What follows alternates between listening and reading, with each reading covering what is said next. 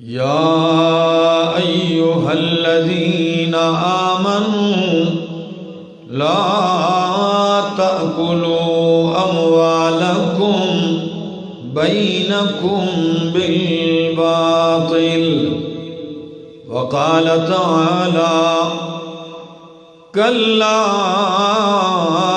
بل لا تكرمون اليتيم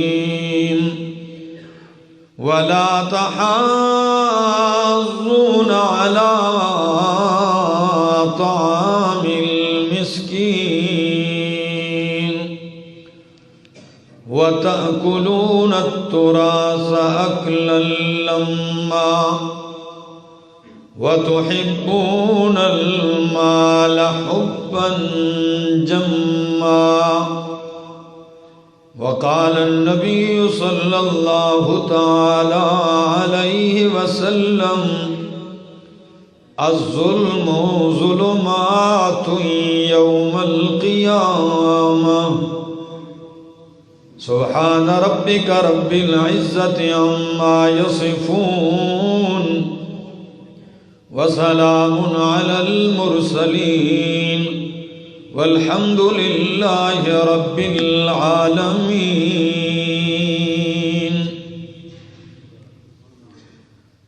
انتہائی قابل عزت، قابل احترام بزرگوں، بھائیوں، عزیزوں، نوجوان ساتھیوں، السلام علیکم۔ دعا اور التجا ہے دربار الہی کے اندر کہ اللہ مجھے 100% حق اور سچ کہہ سکنے، سمجھا سکنے کی توفیق نصیب فرمائے، اور اس کے بعد مجھے اور آپ سب کو عمل کی بھی توفیق نصیب فرمائے۔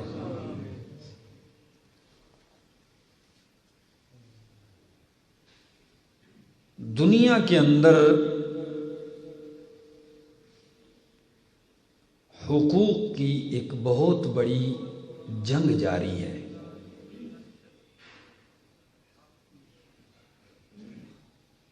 ہر آدمی اپنے حق کا مطالبہ کرتا ہے، اور مختلف طبقات نے اپنے اپنے حقوق کے لیے تنظیمیں بنائی ہیں، یونینز بنائے ہیں، ہے کہ نہیں؟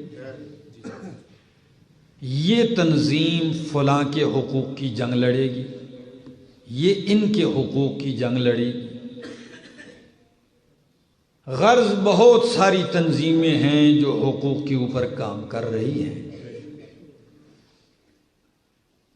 میری آج کی گفتگو کا مقصد بھی کچھ حقوق کا تذکرہ کرنا ہے۔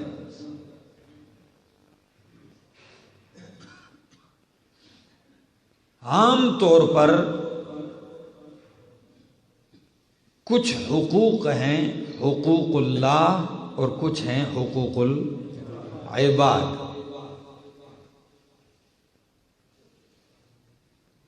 اللہ کے حق میں کوتاہی کرنا ظلم ہے، مخلوق کے حق میں کوتاہی کرنا ظلم ہے۔ نوعیت الگ الگ ہے۔ اگر بندہ اللہ کا حق لے کر کسی دوسرے کو دے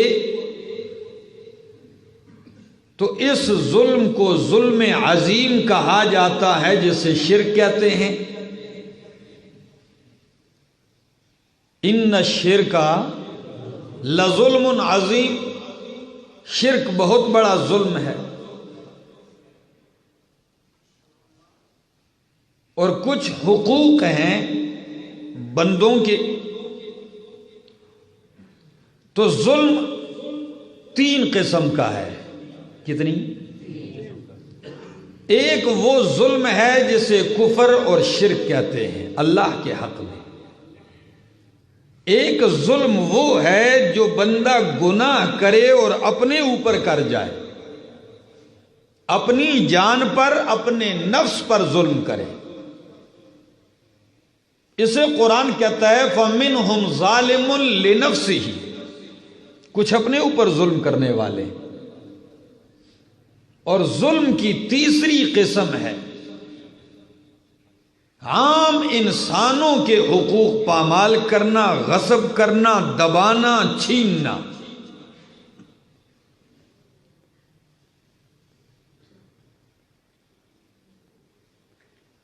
کچھ معاملات بندے اور رب کے ہیں، توبہ کرے معافی تلافی ہو جاتی ہے۔ 100 سال کا کافر اور مشرک بھی اگر ندامت پہ آ جائے کہ ربا ساری زندگی شرک کرتا رہا، اللہ میری توبہ ہے معاف کر دے، اللہ ایک جملے پہ معاف کر دیتے ہیں، توحید مان لے۔ لیکن حقوق العباد کا معاملہ کچھ اور ہے کہ آپ لوگوں کے حق مارتے رہے، دباتے رہے، کھاتے رہے، حق چھینا اور صاحب حق کو حق نہیں دیا اور تنہائی میں بیٹھ کے کہتے اللہ معاف کر دے، اللہ میری توبہ ہے، تو اس طرح معافی نہیں ہوتی۔ اس لیے یہ بندوں کا حق ہے، اللہ معاف نہیں کرتا۔ اللہ نے اعلان کر دیا ہے، اللہ کے پاک پیغمبر نے فرما دیا میں نہیں معاف کرتا جب تک کہ صاحب حق خود معاف نہ کر دے یا آپ اس کو اس کا حق واپس نہ کر دیں، نہیں معاف کرتے اللہ۔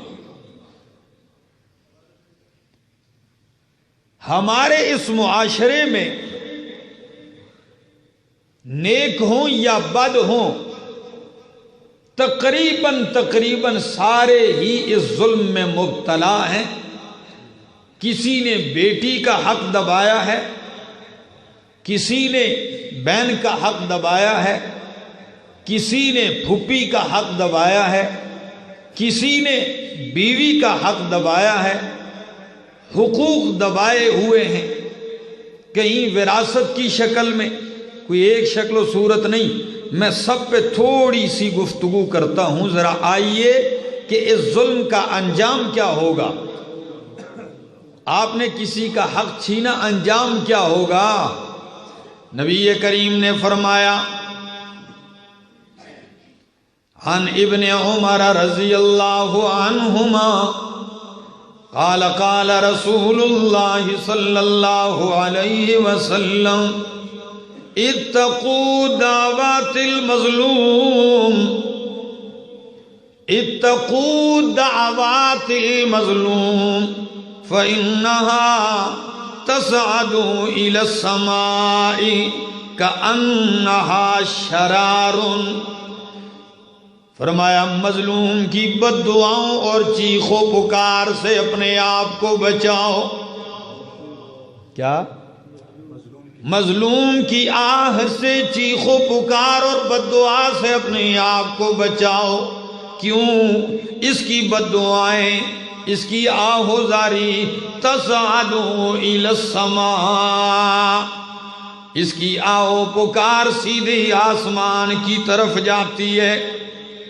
اور کیسے جا رہی ہوتی ہے؟ کأنہا شرار، گویا کہ وہ چنگاری ہے، چنگاری کی طرح اڑتی ہوئی اللہ کی بارگاہ میں پہنچتی ہے۔ مظلوم کی بد دعا۔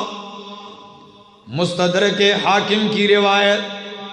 اگلی بات سنیے، عن جابر رضی اللہ تعالی عنہ، حضرت جابر ابن عبداللہ رضی اللہ تعالی عنہ فرماتے ہیں قال قال رسول اللہ صلی اللہ علیہ وسلم، وہ فرماتے ہیں کہ اللہ کے پاک پیغمبر نے فرمایا اتقوا الظلم، اتقوا الظلم، ظلم سے بچو، ظلم نہ کرو۔ فإن الظلم ظلمات یوم القیامہ، ایک ظلم قیامت والے دن کئی اندھیروں کی شکل میں آئے گا۔ ظالم کئی اندھیروں میں گرا ہوا آئے گا۔ واتقوا الشح، حدیث کا اگلا ٹکڑا ہے، آگے چلتا ہوں۔ حضرت انس بن مالک رضی اللہ تعالیٰ عنہ فرماتے ہیں قال قال رسول اللہ صلی اللہ تعالیٰ علیہ وسلم، فرماتے ہیں کہ اللہ کے پاک پیغمبر نے فرمایا انصر اخاک ظالما او مظلوما، اپنے بھائی کی مدد کیجئے، امداد کیجئے، چاہے وہ ظالم ہو یا مظلوم ہو۔ تعجب تو ہوا ہوگا نا، نیند تو نہیں آ رہی نا، توجہ چاہوں گا پھر۔ انصر اخاک ظالما او مظلوما، اپنے بھائی کی امداد کر، چاہے وہ ظالم ہو یا مظلوم ہو۔ قالوا یا رسول اللہ ھذا ننصرہ مظلوما، اللہ کے پاک پیغمبر اگر ہمارا بھائی مظلوم ہو ہم تو اس کی مدد کریں گے، مظلوم کی مدد کرنا تو سمجھ میں آتا ہے، لیکن فَكَيْفَ نَنْصُرُهُ ظَالِمًا، اگر ہمارا بھائی ظالم ہو تو ہم پھر اس کی مدد کیسے کریں گے؟ سوال سمجھ میں آیا؟ مظلوم کی مدد کرنا تو سمجھ میں آتا ہے، ہم کریں گے، لیکن بھائی ظالم بن جائے تو اس کی مدد کیسے کریں گے؟ پاک پیغمبر نے فرمایا قال تأخذ فوق یدہ، ظالم کی مدد یہ ہے کہ اس کا ہاتھ ظلم سے روک دیا جائے، اس کا ہاتھ ظلم سے روک دیا جائے، اسے ظلم نہ کرنے دیا جائے۔ تو آج لوگ ظالم کا ہاتھ روکنے کے بجائے اس کے ظلم کے اندر اس کی معاونت کرتے ہیں، لوگ اس کو مدد سمجھتے ہیں ظالم کی، حالانکہ اس کو تباہ کرنا ہے، مدد نہیں، اس کی مدد یہ ہے اس کے ہاتھ کو ظلم سے روکو، یہ اس کے ساتھ خیر خواہی ہے۔ تو معاشرے میں جو لوگ حقوق العباد نہیں ادا کرتے، آپ ان کو روکتے ہیں، ان کو سمجھاتے ہیں کہ ان کے ساتھ خیر خواہی ہے۔ اللہ اکبر۔ امام الانبیاء محمد الرسول اللہ صلی اللہ تعالی علیہ وسلم کے صحابی ہیں حضرت سعید بن زید رضی اللہ تعالی عنہ، ان کا مقدمہ حاکم کے پاس چلا گیا، مروان ابن حکم کے پاس، کسی عورت نے ان کے اوپر کیس دائر کر دیا۔ کس پر؟ سعید بن زید رضی اللہ تعالیٰ عنہ پر۔ کیا کیس کیا؟ عورت جا کے بادشاہ وقت کے سامنے کھڑی ہو گئی، حاکم وقت کے سامنے کھڑی ہو گئی، کہنے لگی کہ بادشاہ سلامت، یہ صحابی رسول ہے، اس نے میری زمین کا کچھ حصہ دبا رکھا ہے۔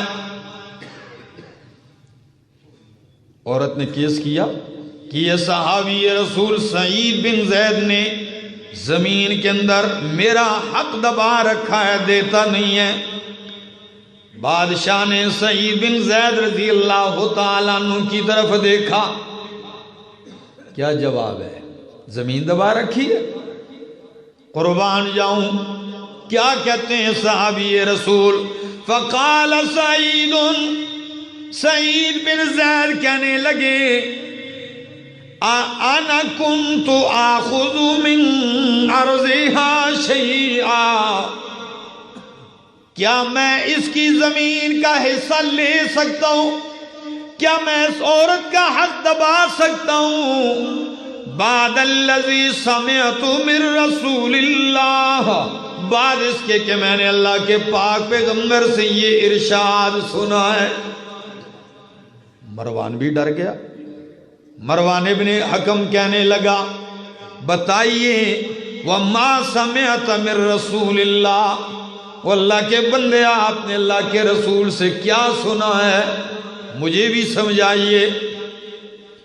تو سعید بن زید رضی اللہ تعالیٰ عنہ کہنے لگے سمعت من رسول اللہ صلی اللہ علیہ وسلم یقول، اللہ کے پاک پیغمبر کہہ رہے تھے من اخذ شبرا من الارض ظلما طوقه الى 7 ارضین، جس نے کسی سے ظلماً زبردستی ایک بالشت بھی زمین قبضہ کی، یہ زمین ایک بالشت نہیں، یہ 7 زمین نیچے سے نکال کر قیامت والے دن اس کے گلے میں توق بنا کے ڈال دی جائے گی۔ من اخذ شبرن ایک بالشت، کتنی؟ ایک بالشت زمین بھی اگر کسی کی قبضہ کی تو قیامت والے دن اسے توق پہنایا جائے گا الی 7 ارضین، 7 زمین نیچے تک یہ ساری زمین نکال کے اس کے گلے میں لٹکا دی جائے گی۔ آج کے دور میں ہو رہا ہے کہ نہیں ایسا؟ بننے آگے لے کے جاتے ہیں نا، کھیتی والے، پٹیوں والے، زمیندار، ان کی کوشش ہوتی ہے کہ آہستہ آہستہ یہ زمین کی علامات اور یہ جس کو ہمارے ہاں بننے کہتے ہیں، ٹھیک ہے نا، ان کو آگے لے کے جاتے ہیں۔ اور اگر کہیں بڑی جائیداد ہیں وہاں علامات ہوتی ہیں، نشانیاں، تو ان کی کوشش یہ ہوتی ہے نشان مٹاؤ تاکہ اگلے سے لڑنے جھگڑنے کا موقع ملے، میں کہوں گا میری زمین ادھر ہے۔ تو اللہ کے پاک پیغمبر نے کیا فرمایا؟ لعن اللہ من غیر منار الارض وحدودها وعلامها، اللہ کی لعنت ہو اس بندے پر جو زمین کی حدود، علامات اور نشان متغیر کرتا ہے، اس میں رد و بدل کرتا ہے، اسے مٹاتا ہے اگلے کی زمین قبضہ کرنے کے لیے۔ تو واقعہ سنا رہا تھا حدیث کی روح سے کہ سعید بن زید پر مقدمہ بادشاہ کی عدالت میں عورت کہتی ہے میری زمین قبضہ کی ہے۔ سعید بن زید کہتے ہیں کیا میں اب بھی کسی کا حق دبا سکتا ہوں؟ حالانکہ میں نے پاک پیغمبر سے سنا ہے جس نے کسی کی زمین کی ایک بالش بھی خلی ظلمن تو 7 زمین نیچے سے نکال کر اس کے گلے میں لٹکا دی جائے گی۔ تو پتہ ہے بادشاہ نے یہ جملہ سنا تو بادشاہ کیا کہتا ہے؟ مروان بن حکم کہنے لگا لا اسألک بینۃ بعد ھذا، جب آپ ہی حدیث سننے والے ہیں اور آپ ہی حدیث بیان کرنے والے ہیں تو اب اس مقدمے میں میں آپ سے گواہ اور دلیل کا مطالبہ نہیں کرتا، میں آپ کو سچا سمجھتا ہوں، یہ نہیں کہتا دلیل لاؤ گواہ لاؤ کہ آپ کی ہے، نہیں، میں آپ سے کوئی گواہ کا مطالبہ نہیں کرتا۔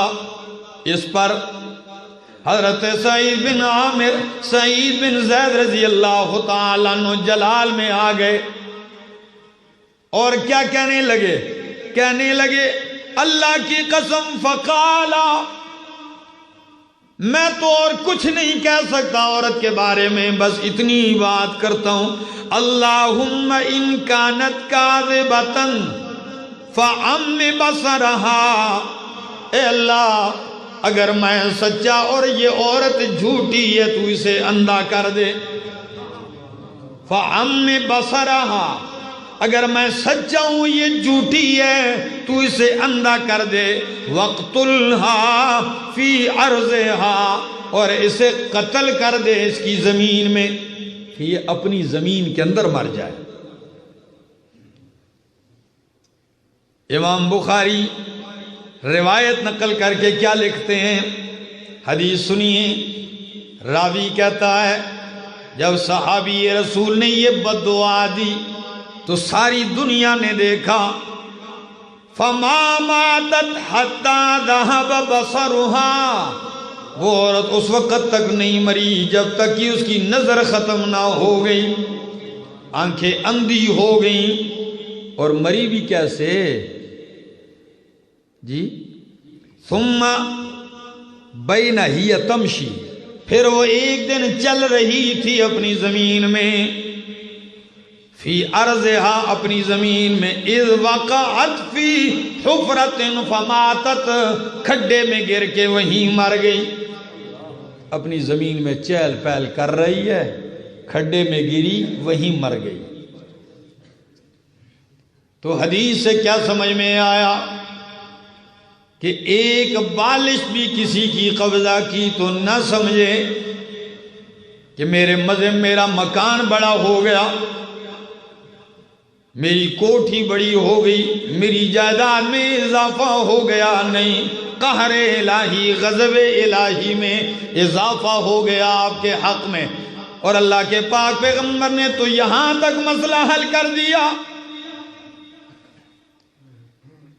کہ دو بندے میرے پاس آتے ہیں کیس لڑنے، ایک زبان میں تیز تراز ہوتا ہے، چرب زبان ہوتا ہے، بعض آدمی ہوتے ہیں نا باتوں میں بڑے تیز ہوتے ہیں، اور ایک آدمی بیچارہ بولنے میں بڑا سست ہے، تو چرب زبان باتیں بنا بنا کے اس کا حق لے لے، کیا باتیں بنا بنا کے اس کا حق لے لے، اور میں فیصلہ کر دوں اس کے حق میں۔ اللہ کے پاک پیغمبر فرماتے ہیں میں خود فیصلہ کر دوں اس کے حق میں، اور وہ حق لے کے خوش خوش گھر جائے، واہ جی کہ میرے حق میں کس نے فیصلہ کیا ہے؟ پیغمبر پاک صلی اللہ علیہ وسلم نے فیصلہ کیا۔ نبی علیہ السلام نے فرمایا اس خوش فہمی میں نہ رہے، اگر حق ساتھی کا دبایا اور چرب زبانی کی وجہ سے لے گیا، اس لیے کہ میں تو عالم الغیب نہیں ہوں، میں تو ظاہر کو دیکھوں گا، عالم الغیب صرف اور صرف کون ہے؟ تو وہ اس خوش فہمی میں نہ رہے کہ نبی نے میرے حق میں فیصلہ کیا، میرے لیے حلال حلال نہیں، وہ اس کو اپنے لیے جہنم کا انگارہ سمجھ لے۔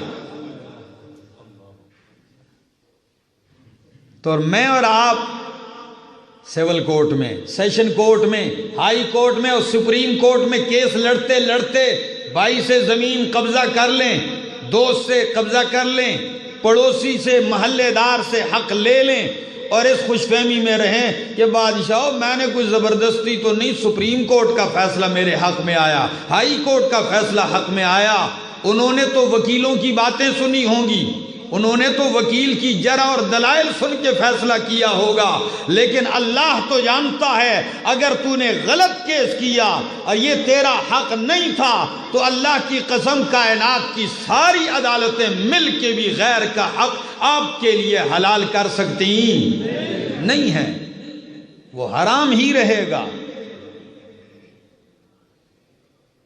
دنیا کس معاملے میں پڑ چکی ہے؟ سنیے ذرا، نبی کریم صلی اللہ تعالی علیہ وسلم فرماتے ہیں اتقی دعوت المظلوم، مظلوم کی بد دعا سے ڈر، مظلوم اور کچھ نہ کر سکے، آہوزاری کرتا ہے، بد دعائی دیتا ہے، ڈر مظلوم کی بد دعا سے، کیوں؟ فَإِنَّهُ لَيْسَ بَيْنَهَا وَبَيْنَ اللَّهِ حِجَابٌ، مظلوم اور اللہ کے درمیان، مظلوم کی بد دعا اور اللہ کے درمیان کوئی پردہ نہیں۔ لَيْسَ بَيْنَهَا وَبَيْنَ اللَّهِ حِجَابٌ، مظلوم کی بد دعا اور اللہ کے درمیان کوئی پردہ نہیں، یعنی بلا واسطہ یہ ڈائریکٹ دعا و پکار کس کی بارگاہ میں پہنچتی ہے؟ اللہ کی بارگاہ میں، بلا واسطہ اللہ کے پاس پہنچتی ہے۔ ڈر اس بات سے۔ اور ایک شاعر نے کتنا ہی پیارا جملہ کہا تھا کہ ظالم رات کو سو جاتا ہے، کیا؟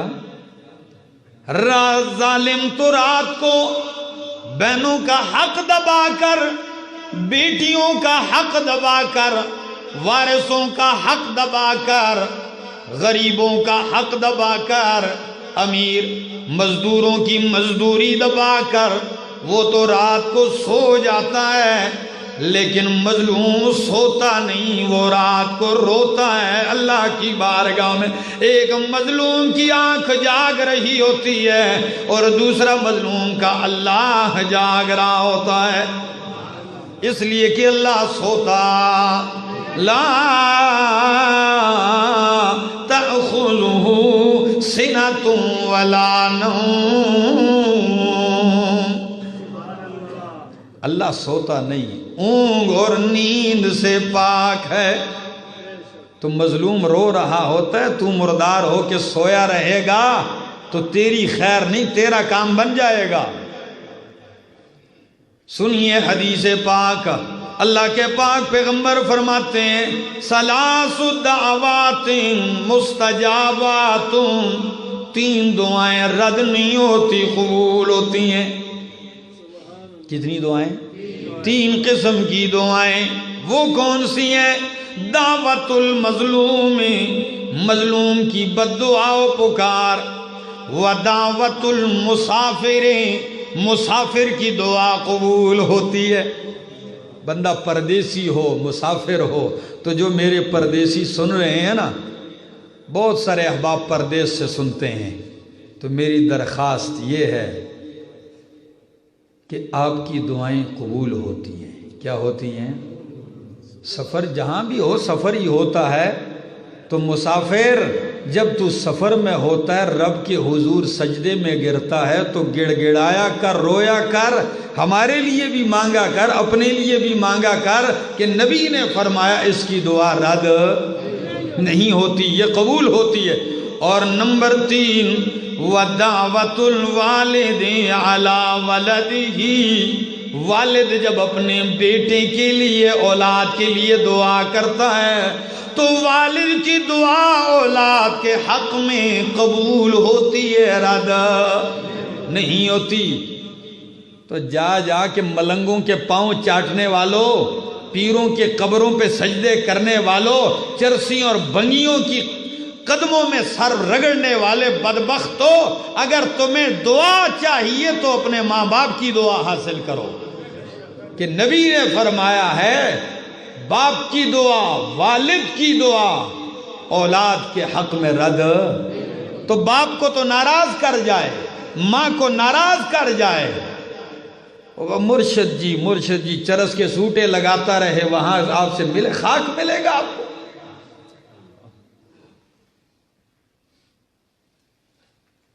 تو مظلوم کی بد دعا رد نہیں ہوتی، ڈریے، ظلم سے بچیے۔ اگر آپ مظلوم ہو گئے خیر ہے، آپ کا ساتھی کون ہو جائے گا؟ لیکن اگر ظالم ہو گئے تو پھر کیا بنے گا؟ پھر خیر نہیں ہے، تباہی و بربادی ہے۔ آگے سنیے ثلاثۃ، تین آدمی ہیں لا ترد دعوتهم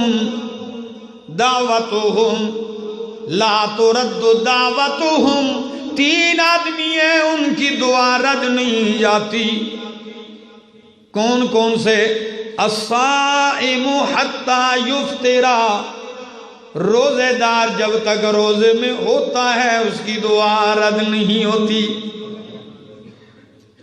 تو جب روزہ ہو تو دعائیں کیا کرو۔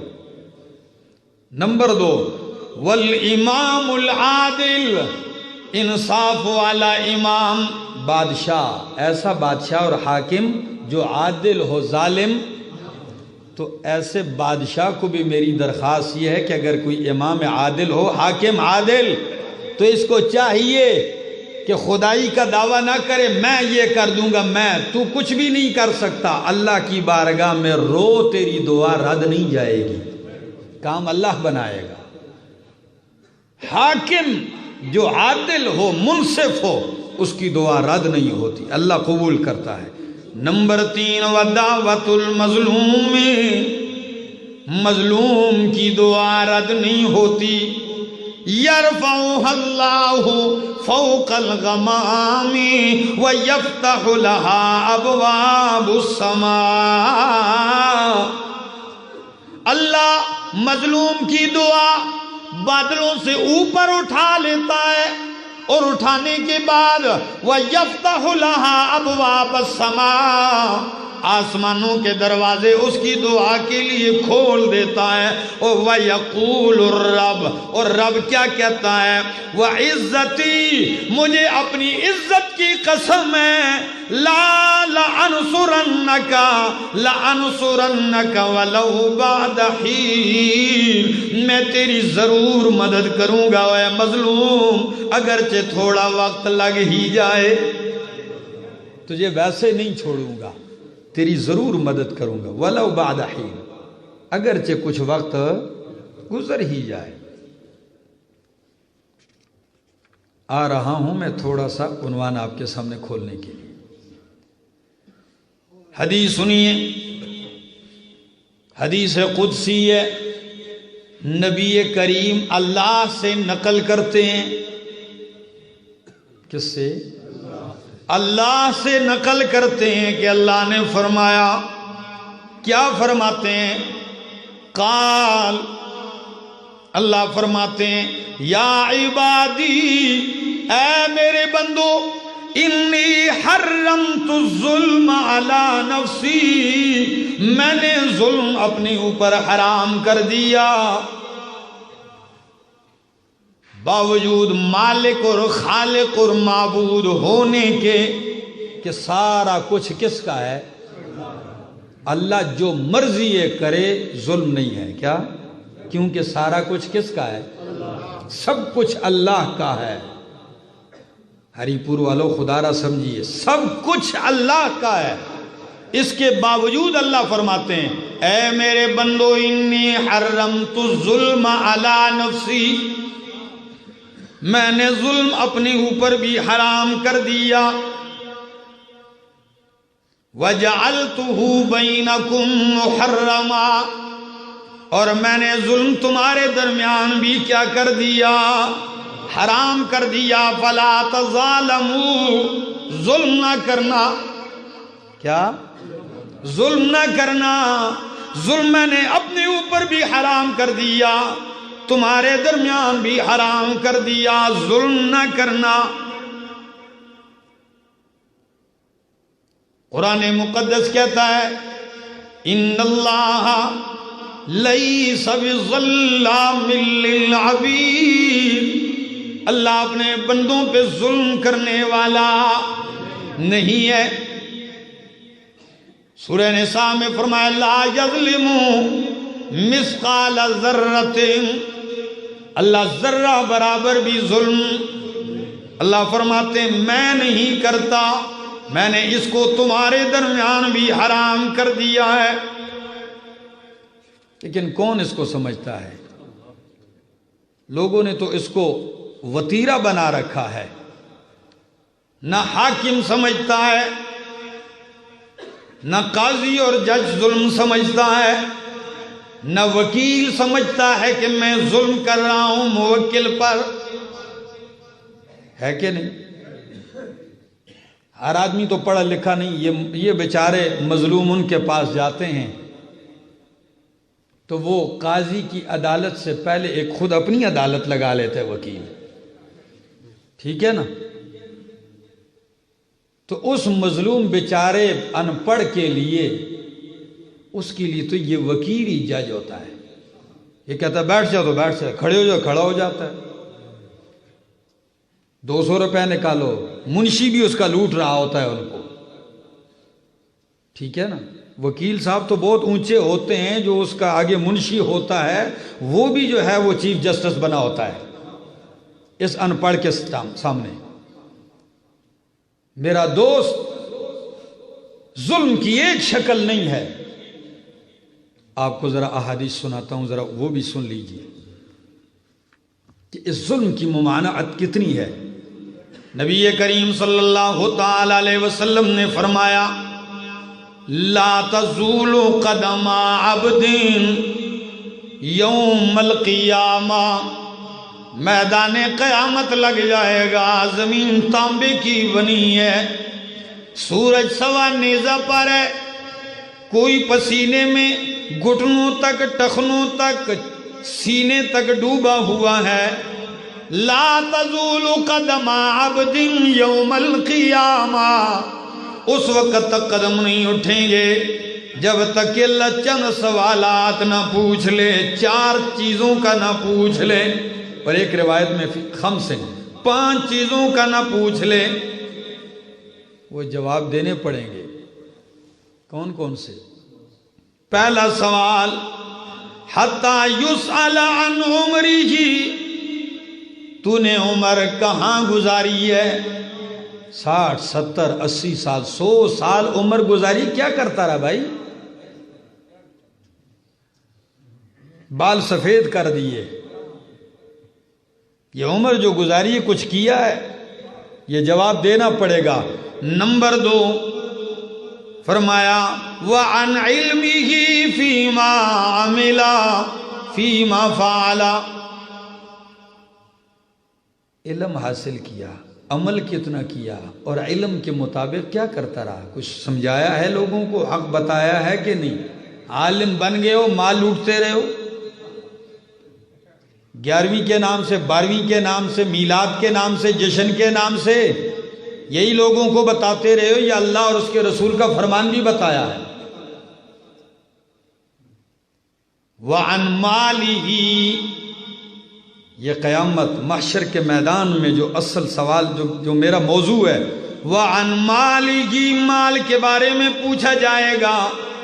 مِنْ أَيْنَ اكْتَسَبَهُ وَفِيمَا أَنْفَقَهُ، مال کہاں سے کمایا، کہاں خرچ کیا؟ یہ کہاں سے کمائے کے لفظ میں یہ بھی آتا ہے کس کس کا حق دبایا؟ یہ جو تیری کوٹھی تھی، یہ تیرا بنگلہ تھا، یہ کس کس کا حق دبایا تھا؟ جو تیری دکان تھی، یہ کس کی زمین پر بنائی تھی؟ ہے کہ نہیں؟ آج حکومت تجاوزات ہٹاتی ہے، کوئی ہٹانے کو تیار ہے؟ کہتے ہیں میری ہے۔ بھئی آپ کی کیسے ہو گئی؟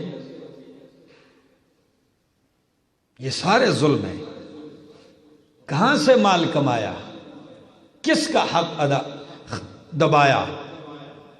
بہن کا حق، بیٹی کا حق، ظلم ہے میرا دوست۔ اس معاشرے میں بڑے بڑے نیک، بڑے بڑے حاجی، بڑے بڑے نمازی، بڑے بڑے تہجد گزار، نمازیں پڑھنے والے، وہ سارا کچھ مانتے ہیں، لیکن بیٹی اور بہن کا حق یہ مانتے تک نہیں ہے کہ ان کا بھی کچھ حق ہے کہ نہیں۔ اور اس معاشرے نے ظلم کی اتنی انتہا کر دی ہے کہ بہن اپنے بھائی سے حق بھی نہیں مانگ سکتی۔ وہ کہتی ہے میں کس آنکھوں سے حق کا مطالبہ کروں، کس منہ سے حق کا مطالبہ کر دوں؟ اس کے منہ کو بالکل بند کر دیا، اس کو بے زبان بنا دیا گیا کہ وہ اپنے حق کا مطالبہ کرتے ہوئے بھی 1000 دفعہ سوچتی ہے کہ بھائی سے حق مانگو، بھائی یہ اس کا حق ہے۔ وہ آنکھیں اٹھا کے، سر اٹھا کے اپنے حق کا مطالبہ کر سکتی ہے۔ اس کو یہ حق یہ کسی نے نہیں، مرد نے نہیں دیا، کسی حکومت نے نہیں دیا، کسی انسان نے نہیں دیا، ان کو یہ حق ان کے مالک اللہ نے دیا ہے۔ قرآن نے ذکر کیے ہیں ان کے حق۔ فلاں عورت بڑی بدبخت ہے، بھائیوں سے کیس لڑ رہی ہے، میرا حق دو۔ بٹخیلے میں تھا، ایک آدمی آ گیا میرے پاس، مالاکنڈ میں پروگرام ہوا، بیٹھا، ایک آدمی آ گیا، کہنے لگے جی مولانا صاحب ایسا زمانہ آ گیا ہے کہ بس اب بہن بھائیوں کی نہیں ہے۔ میں نے کہا بھائی کیا ہوا ہے؟ کہتے 4 بہنیں ہیں، انہوں نے میرے خلاف کیس کیا ہوا ہے۔ میں نے کہا بڑا ظلم ہوا ہے، کیا ہوا ہے بتاؤ تو صحیح۔ کہنے لگے والد صاحب فوت ہو گئے، وہ حصہ مانگ رہی ہے۔ میں نے کہا ظالم تو ہے بدبخت، ظالم تو ہے، حق دبایا ہے بہنوں کا، پہلے تو دیتے نہیں، اور اگر کوئی آدمی دے دے تو کہتے ہیں ہن تیری جگہ تھے، اب تیری جگہ نہیں ہے بھائیوں کے گھر میں، اب جدھر سے آئی ہے ادھر ہی جا۔ ہو رہا ہے معاشرے میں کہ نہیں؟ میری یہ آواز جہاں تک پہنچتی ہے، میں عورتوں سے، ماں اور بہنوں سے یہ مطالبہ ضرور کروں گا کہ یہ حق تمہیں کسی مرد نے نہیں دیا، یہ اللہ کے پیغمبر اور اللہ نے دیا ہے، آپ اس حق کا مطالبہ کر سکتے ہیں، یہ آپ کا حق ہے، اس میں آپ کی کوئی غلطی نہیں اور مطالبہ کرنا چاہیے بھی، تاکہ پتہ تو چلے۔ ایک مطالبہ نہیں کرے گی، دوسری نہیں کرے گی، اسی نہ کرنے کی وجہ سے اس حق کا سرے سے انکار ہو گیا ہے، اس کو سمجھا ہی نہیں جا رہا۔ اور کئی لوگ ایسے بھی ہیں، باپ کہتا ہے جی میں زندگی میں میراث تقسیم کرتا ہوں، سنا ہے؟ کہتے ہیں کہ نہیں، میں زندگی میں اپنی میراث تقسیم کرتا ہوں۔ او بھائی زندگی میں میراث تقسیم نہیں ہوتی، میراث کا مطلب ہی ہے کہ آپ مریں گے تو میراث بنے گا، آپ زندہ ہیں تو وہ میراث کیسے بنے گی؟ ہاں اس کو ہبہ کہتے ہیں، کیا اس کو ہبہ کہتے ہیں، تحفہ کہتے ہیں، عطیہ کہتے ہیں، یہ آپ کر سکتے ہیں، یہ آپ نے کر دیا کہ بھائی یہ عورت کا حق ہے دے دو، ٹھیک ہے۔ بعض لوگ کرتے ہیں تاکہ بعد میں لڑائیاں جھگڑے نہ ہو، کہتے ہیں بھائی یہ آپ کی، یہ آپ کی، اپنے لیے کچھ بھی نہیں چھوڑتے۔ کیا خود باپ ایک بیٹے کے پاس چلا جاتا ہے، میں بڑے بیٹے کے ساتھ رہوں گا یا میں چھوٹے بیٹے کے ساتھ رہوں گا، سب کچھ تقسیم کر دیتے ہیں، لیکن اس میں بیٹیوں کا کوئی پوچھتا بھی، یہ فلاں بیٹے کا، یہ فلاں بیٹے کا ہے، بیٹی کو کچھ سمجھتا بھی نہیں کہ اس کا بھی کچھ ہے کہ نہیں ہے۔ یا اگر تھوڑا سا حصہ اپنے لیے بچا لیا اور یہ کہہ دیا کہ یہ میرا نہیں ہے، اس میں رہتا تو میں ہوں جب تک زندہ ہوں، لیکن یہ بیٹیوں کا ہے، مرتے ہیں بھائی اس پہ بھی قابض ہو جاتے ہیں۔ ایک عورت آئی نبی کریم صلی اللہ تعالی علیہ وسلم کے پاس، کہنے لگی یا رسول اللہ، سعد بن ربی رضی اللہ تعالیٰ عنہ کی بیوی ہے، اس کا خاوند امام الانبیاء کے ساتھ میدان جنگ میں شہید ہو گیا، 2 بیٹیاں تھیں، جب خاوند شہید ہو گیا تو خاوند کے بھائی نے سارے مال پہ قبضہ کر دیا، میراث میں عورت کو اور اس کی بیٹیوں کو کچھ بھی نہیں دیا، سارا کچھ لے لیا۔ اور جاہلیت کے زمانے میں عورت کی میراث اس کا کوئی تصور نہیں تھا۔ جب سارا کچھ لیا وہ روتی ہوئی نبی علیہ السلام کے پاس آئی، امام الانبیاء کے پاس آئی کہ میری 2 بیٹیاں ہیں، میں نے ان کی شادی بھی کرنی ہے، ان کے چچا نے سارا کچھ لے لیا ہے، ان کا حق دبا دیا ہے۔ اس وقت قرآن اترا، نبی کریم صلی اللہ تعالی علیہ وسلم نے ان کو بلایا، پیغام بھیجا عدالت میں آ جاؤ۔ کیسے تقسیم کیا؟ نبی کریم صلی اللہ علیہ وسلم نے 8واں حصہ 1/8 اس عورت کو دے دیا۔ وہ تو بیٹیوں کے لیے مانگ رہی تھی، اسلام نے کہا بیٹیوں کا حق اپنا ہے، آپ کا بھی حصہ ہے، اس کو بھی حق دے دیا۔ اور پھر 2/3 حصہ کتنا ان 2 بیٹیوں کو دے دیا، باقی میں ان کے چچوں کو شریک کر دیے، یہ تم تقسیم کر لو۔ میرا دوست، یہ حقوق دینے پڑیں گے، یہ سمجھنے پڑیں گے، کس کا حق ہے اس کو دو، نہیں دو گے تباہ و برباد ہو جاؤ گے۔ یہ حق میراث کا، یہ اللہ کا عطیہ ہے۔ کیا ہے؟ کیوں؟ محنت میری نہیں، کوشش میری نہیں، کوئی مرا ہے میراث میں مجھے ملا ہے نا، تو یہ اللہ کا عطیہ ہے، یہ وارث تک پہنچاؤ، یہ اس کا حق ہے۔ اگر آپ نے دبا دیا یہ نسل در نسل چلے گا اور اس کا وبال آپ پر پڑے گا، آپ کی تباہی ہے۔ اور کئی لوگ فتویٰ لے کے آتے ہیں، جی مولانا صاحب ہماری بہن نے معاف کر دیا۔ کیا؟ میری 35 سال عمر ہے۔ کتنی؟ 35 سال میری عمر ہے۔ میں نے ان 35 سال جب سے ہوش سنبھالا ہے، آپ سے پوچھوں گا، مجھے جواب ضرور دیجئے، 35 سالہ عمر میں جب سے مجھے یاد ہے مجھے نہیں پتا کہ آج تک کسی بھائی نے میراث میں بھائی کو حق معاف کیا ہو. میں نے نہیں سنا. کس نے؟ کہ بھائی نے دوسرے بھائی کو میراث میں حق معاف کر دیا. میں نہیں لیتا ہوں، معاف ہے. آپ نے دیکھا ہے؟ لیکن یہی سننے میں آتا ہے کون معاف کر رہی ہے؟ بہن. او بھائی وہ معاف نہیں کرتی، اس کو کہتے ہیں بندوق کے ذریعے معاف کروانا. یہی تو جبر اور اکراہ ہے. تیرا بھائی کیوں معاف نہیں کرتا؟ وہ تو تجھے بدماشی کے ساتھ لیتا ہے، زور کے ساتھ دیتا ہے کہ نہیں دیتا؟ چیر کے لے لوں گا اپنا حق. ایک بہن ہے، اس نے معاف کر دیا. یہ تماشا ختم کیجئے.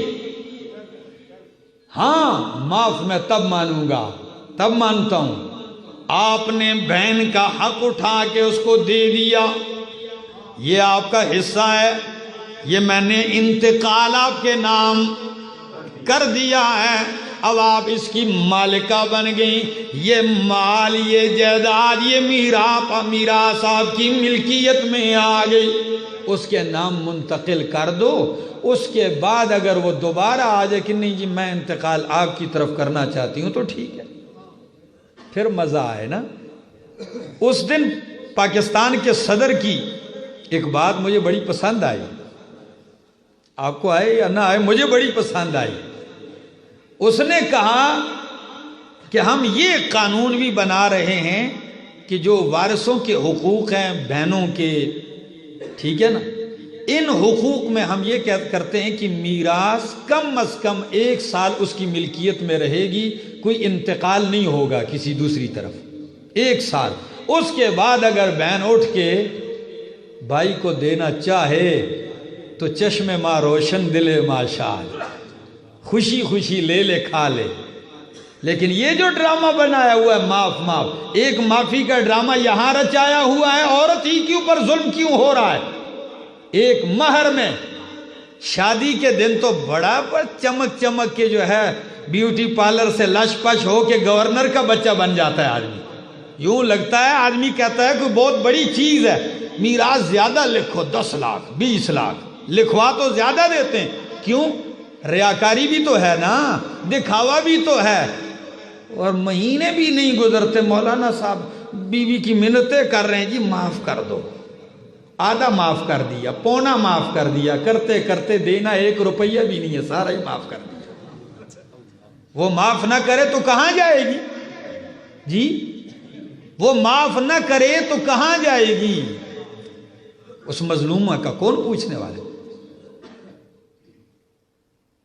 کہیں اور سے بھی معاف کروا دو نا. اس طرح میرا دوست، جب تک حقوق العباد کے اندر سچائی کے ساتھ عمل پیرا نہیں ہوگے بہت مشکل ہے. آئیے ذرا حدیث آپ کو ایک اور سنا دیتا ہوں. نبی پاک صلی اللہ تعالی علیہ وسلم کا فرمان ہے، اجتنبوا السبع الموبقات. بخاری و مسلم کی حدیث ہے، اجتنبوا السبع الموبقات. 7 مہلک چیزوں سے بچو. کتنی؟ 7 مہلک گناہوں سے اپنے آپ کو بچاؤ. ذرا گنتے جائیے. نمبر 1، صحابہ نے جب نبی کریم نے جب یہ فرمایا تو صحابہ نے فرمایا ما ہن یا رسول اللہ، وہ 7 گناہ کون سے ہیں؟ الشرک باللہ، سب سے پہلا گناہ جو ہلاکت اور بربادی کا سبب ہے، جس کے بعد کوئی چھٹکارا نہیں، وہ کیا ہے؟ الشرک باللہ، اللہ کے ساتھ کسی کو شریک ٹھہرانے سے اپنے آپ کو بچاؤ.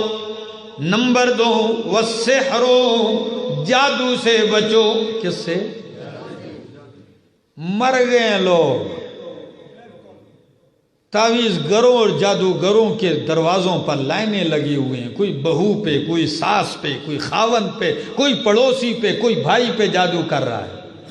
جادو کرنے اور جادو کروانے سے کیا کرو؟ بچو. ہے کہ نہیں ایسا؟ تفصیل نہیں، جو میں اصل عنوان ہے اس کی طرف آتا ہوں۔ نمبر 3 وقتل النفس التي حرم الله الا بالحق، جس نفس کے قتل کا اللہ نے حرام کر دیا اس کو قتل کرنے سے بچو۔ الا بالحق، مگر حق کے ساتھ۔ حق کے ساتھ قتل کتنی قسمیں ہیں؟ شادی شدہ ہو، زنا کر جائے، سنسار کر کے قتل کیا جائے گا۔ مسلمان ہو، دین سے پھر جائے، مرتد ہو جائے، کیا کیا جاتا ہے؟ قتل کیا جاتا ہے۔ اور نمبر 3 قصاص میں کسی نے جان بوجھ کر کسی آدمی کو قتل کیا ہو تو اس کے بدلے میں وہ کیا کیا جاتا ہے؟ اس کے علاوہ کسی قسم کے قتل کی اجازت کسی کو۔ اور یہ 3 قتل جو میں نے بتائے ہیں یہ بھی آپ کو اجازت نہیں، یہ بھی حاکم لے گا۔ کیا؟ ہاں، یہ بھی ہر آدمی قانون ہاتھ میں نہیں لے سکتا۔ ہزاروں لوگ مر رہے ہیں، کوئی پوچھ سکتا ہے ان کا گناہ کیا ہے، ان کا جرم کیا ہے؟ قاتل سے کو پوچھ سکتا ہے کہ بدبخت انسان تو ان معصوم جانوں کو قتل کر رہا ہے، کس جرم میں تو قتل کر رہا ہے؟ کس نے تجھے اختیار دیا ہے؟ ایک انسان کا قتل کرنا یہ ایسا ہی ہے ساری انسانیت کے قتل کے برابر ہے۔ تو قتل سے بچیے۔ نمبر 4 وَأَكْلُ الرِّبَا، سود کھانے سے بچیے۔ کیا؟ یہ چیز بہت ہے آج کل، سود کھایا جا رہا ہے، کھلایا جا رہا ہے۔ ایک آدمی مجھ سے کہنے لگا جی مولانا صاحب میں نے سنا ہے کہ سود کھانا حرام ہے، اگر بندہ کھائے نہیں مکان بنا لے۔ نہیں سمجھے؟ ذہنیت دیکھیے، شیطان بہت بڑا حرامی ہے نا۔ ایسا ذلیل ہے کہ حق کے مقابلے میں ایسی ذہنیت بناتا ہے۔ کہا کہ قرآن میں یہ کہا ہے، نبی کریم نے کیا فرمایا ہے؟ سود کھاؤ نہیں۔ تو ہم کھاتے نہیں ہیں، ہم اس سے کوٹھی بنا لیتے ہیں، گاڑی خرید لیں۔ نہیں، اس میں ساری چیزیں آگے۔ کیا؟ ہاں، کھانا تو چھوڑیے، جو لکھ رہا ہے اس پہ بھی لعنت ہے، حالانکہ وہ کھا نہیں رہا۔ جو معاملہ لکھ رہا ہے اس پہ بھی لعنت، جو 2 سود خوروں کے درمیان گواہ بن رہا ہے اس پہ بھی لعنت ہے۔ ہاں، لعن اللہ آکل الربا وموکلہ وکاتبہ وشاہدہ، ان چاروں پہ لعنت ہے۔ آگے سنیے، وَأَكْلُ مَالِ الْيَتِيمِ، یتیم کے مال کھانے سے بچو۔ کس کا مال؟ یتیم کا مال بہت کھایا جا رہا ہے، یا چچا کھا رہا ہے، یا ماموں کھا رہا ہے، یا کوئی رشتہ دار جس کی پرورش میں یتیم ہوتے ہیں وہ کھا رہا ہے۔ اور اگر آپ دیکھیں تو بدعتی مولوی بھی یتیم کا مال کھا رہا ہے۔ کون کھا رہا ہے؟ ہاں، یہ بدعتی مولوی بھی مال کھا رہا ہے۔ آپ کہیں گے وہ کیسے کھا رہا ہے؟ بندہ مر گیا، ابھی مال تقسیم بھی نہیں، وارثوں کو حق نہیں دیا، بچوں کو میراث میں حق نہیں ملا، اور یہ جنازے کے بعد دائرہ لگا کے بیٹھ جاتا ہے۔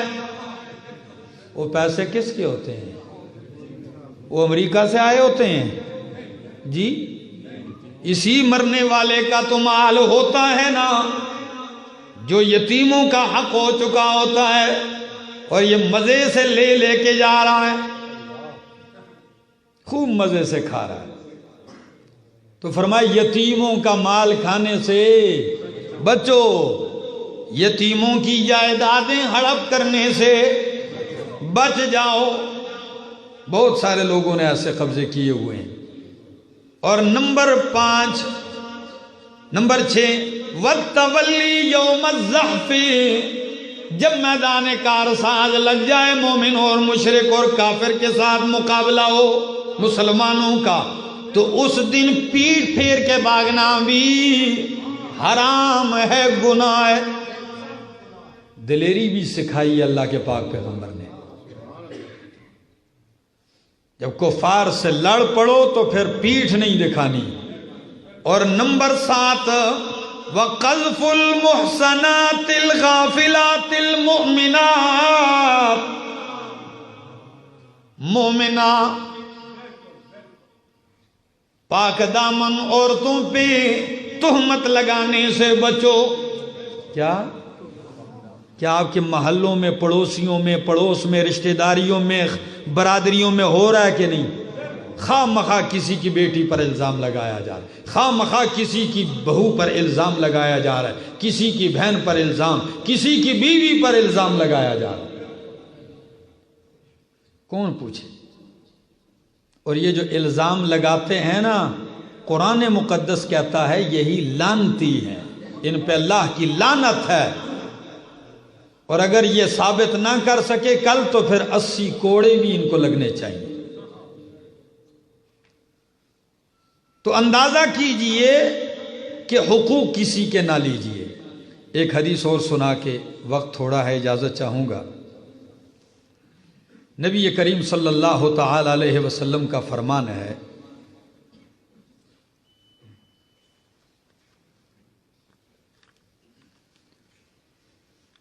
ثلاثتن، امام بخاری نے نقل کیا ہے، ثلاثتن، 3 آدمی ہیں، اللہ فرماتے ہیں انا خصمہم یوم القیامہ، ان کی طرف سے قیامت والے دن میں خود فریق بن کے آؤں گا، ان کا کیس میں خود لڑوں گا۔ اللہ اکبر۔ کتنے آدمی؟ 3 آدمی، ان کا طرفدار میں بن کے آؤں گا۔ نمبر 1 رجل آتا بی ثم غدرا، وہ آدمی جو کسی سے معاملہ طے کرتا ہے اور میرے نام پہ قسم طے اٹھا کے معاملہ کرتا ہے۔ کیا؟ اللہ کی قسم ہے 10 دن بعد آپ کو دوں گا۔ کیا؟ اللہ کی قسم اٹھاتا ہے، اللہ کا نام استعمال کرتا ہے، اور اگلا اس کو تو نہیں دیکھتا، لیکن چونکہ اس نے اللہ کے نام کی قسم اٹھائی ہے، وہ اس کی قسم پہ اعتبار کر کے دے دیتا ہے، اور ثم غدرا، پھر یہ دھوکے کرنے لگ جاتا ہے، فراڈ کر دیتا ہے، بھاگ جاتا ہے۔ ہو رہا ہے کہ نہیں؟ ایسے قسمیں اٹھا کے بھاگ گئے۔ یہ سینکڑوں لوگ آپ نے مزاربت میں دیکھے کہ نہیں؟ پیسے شیرے تتر ڈھونڈتے رہو نا، آپ کو نہیں ملیں گے۔ غدرا، دھوکہ کر جائے، تو اللہ فرماتے ہیں جس کے ساتھ اس نے دھوکہ کیا ہے اس کی طرف سے کیس لڑنے میں خود آؤں گا۔ نمبر 2 وَرَجُلٌ بَاعَ حُرًّا فَأَكَلَ ثَمَنَهُ، پہلے زمانے میں یہ زیادہ ہوا کرتا تھا کہ ایک آزاد آدمی کو پکڑا اور جا کے مارکیٹ میں اسے بیچ دیا، آزاد کو پکڑا، بیچ دیا اس کو منڈی میں، اور مال کھا گئے۔ کیا؟ تو جس کو بیچا ہے اس کی طرف سے کل قیامت والے دن کیس میں خود لڑنے آؤں گا۔ ایک مثال دیتا ہوں، یوسف علیہ السلام کے بھائیوں نے یوسف علیہ السلام کو کنویں میں پھینکا، اور کچھ دن گزرنے کے بعد جب قافلے والوں نے نکالا تو یہ دوڑتے ہوئے آگے، یہ تو ہمارا غلام ہے، بھاگا ہوا تھا جی، ہم نے آپ پر بیچ دیا، کھوٹے سکوں کے بدلے میں کیا کر دیا؟ بیچ دیا۔ حضرت زید رضی اللہ تعالی عنہ یہ بھی آزاد تھے، ان کو بھی اس طرح بیچا گیا۔ حضرت سلمان فارسی رضی اللہ تعالی عنہ یہ بھی آزاد تھے، حق تلاش کرتے کرتے کرتے منڈی میں بک کے غلام بن گئے۔ جس طرح دھوکہ کر کے غلام بنا کے آزاد کو بیچ دیا اور مال کھایا، اور اگر یہ بھی کہہ دوں کہ جس طرح اپنے آزاد کو پکڑ پکڑ کے ڈالر لیے اور امریکہ کے حوالے کیے، سمجھ آئیے نا، پیسے لیے اور کفار کے حوالے کر دیے اپنے آزاد آدمی پیسوں کے عوض. اللہ فرماتے ہیں حاکم سن لے، قاضی سن لے، جو بھی ہے سن لے کہ جس نے ایسا کیا اگر دنیا میں آپ سے کوئی نہیں پوچھ سکتا، اللہ فرماتے ہیں اس کا وکیل قیامت والے دن میں خود بن کے آؤں گا، جواب دینا پڑے گا. اور نمبر 3، وہ آدمی رجل استاجر اجیرا فاستوفى منه ولم يعطه اجره، مزدور بلایا بازار سے، سارا دن اس کے ساتھ مزدوری اسے لیتا رہا، اور جو ہی ٹائم پورا ہو گیا اس کے ساتھ پھڈا ڈال دیا، جی لڑائی ہوگی، چلو جی نہیں لیتا کام، چلو. اکثریت میں نے ایسے دیکھی، مزدور بلوائے، کام کروا کے اب دیکھا کہ آدھا کام تو ہو گیا، چلو اس سے رفع ڈال دیا، اس کو اجرت اس کو بھگا دیا. اگلے دن اور بلا لیے، جو باقی رہ گیا کام آدھا اس سے کروا دیا، اس کو بھی آدھے میں بھگا دیا، اس کا حق لے لیا. عرب میں رہنے والے، سعودیہ میں، عرب ممالک میں رہنے والے، ان کفیلوں سے بھی کہنا چاہوں گا جنہوں نے پردیسی مسافروں کے ہزاروں ریال دبا دی اور ان کو ایسے ملک بھیج دیا. ہوتا ہے کہ نہیں ایسے؟ آپ نے نوکری لی، 3 مہینے آپ کی ملازمت کرتا رہا، وہ بدبخت اپنا کام لیتا رہا، جب اس کو حق دینے کی باری آئی کچھ بھی نہ دیا. اس کا مقدمہ اگر حکومت نہ بھی لڑے، اللہ فرماتے ہیں قیامت والے دن اس کا طرفدار میں رہوں گا. مظلوموں آپ کا حامی اللہ ہوگا. نبی کریم نے فرمایا مزدور کو اس کی مزدوری پسینہ خشک ہونے سے پہلے دے دو. اس کا مطلب کیا ہے پسینہ خشک ہونے؟ یعنی اس کا حق دینا لازمی ہے، جلدی کرو. اور یہ بھی آپ کو ایک اور حدیث سنا دیتا ہوں. نبی کریم صلی اللہ تعالی علیہ وسلم نے فرمایا آپ نے ایک بندے سے قرض لیا. کیا لیا؟ قرض لیا، وقت پورا ہو گیا، اب آپ طاقت رکھتے ہیں ادا کرنے کی لیکن ادا نہیں کرتے تو آپ ظالم ہیں. قرض لے کر قدرت کے باوجود بھی قرض ادا واپس نہ کرنا یہ بھی ظلم ہے. میرا دوست، اللہ ہمیں ظلم سے بچائے، اللہ ہمیں منصف بنائے، اللہ